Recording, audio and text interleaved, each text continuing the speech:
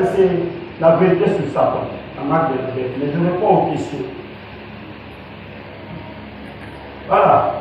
On m'a posé la question, le vin. Le vin qu'on prend à la Sainte Seine, c'est un vin alcoolisé ou bien le jus du raisin? Alors, je vais lire le prophète. Le prophète dit ceci dans la brochure Ordination, paragraphe 80. Il dit ceci. Il a été dit par beaucoup de gens qu'ils ne voulaient pas prendre du vin ordinaire, parce que c'était alcoolisé, que c'était une boisson, et qu'ils ne devaient pas prendre le vin. Ils prenaient du jus de raisin. Le prophète répond. La raison pour laquelle nous prenons du vin, c'est parce que la Bible dit du vin, toutes les traductions le rendent par du vin, entre guillemets. Une autre raison, plus le vin vieillit, meilleur et plus fort il devient. Quelqu'un saisi? Une raison pourquoi on prend le vin qui est alcoolisé, c'est que plus que le vin vieillit, meilleur et plus fort il devient. Le jus de raisin devient aigre en quelques heures.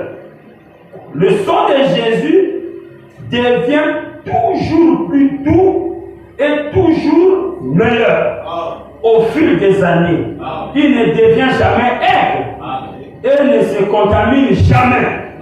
Le jus de raisin se contamine par les insectes si ça met du temps. Vous comprenez? Mais or, le vin alcoolisé, plus que le temps passe, plus que ça devient dur, plus que ça devient meilleur. Vous comprenez cela? Alors il dit que si vous prenez le sang de Jésus, depuis 1900, non pas 1900, depuis l'an 33 jusqu'à 2024, le sang de Jésus est toujours à l'œuvre. Ça ne perd pas ses valeurs. Ça ne perd pas sa qualité.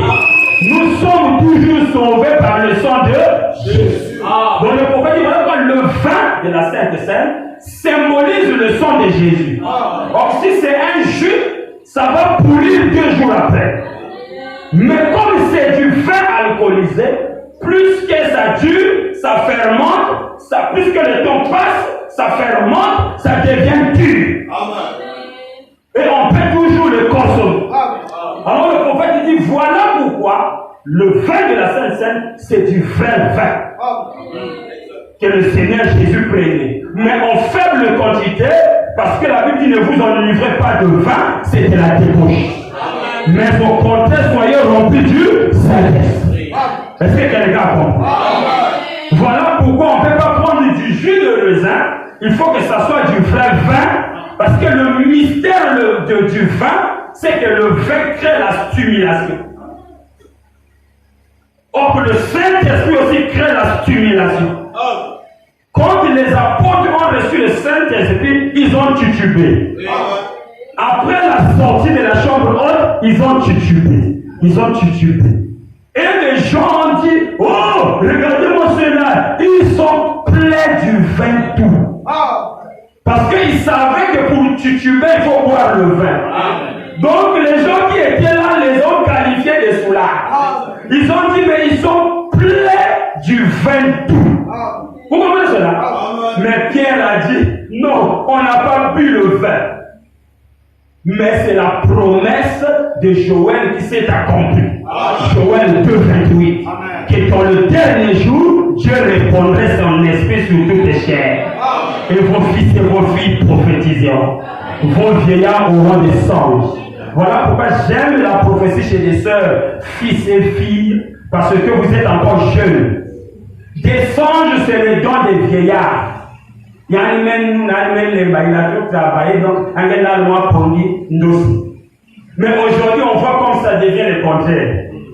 Des jeunes qui devaient avoir des prophéties, plein dans des Facebook et le WhatsApp, et dans les TikTok.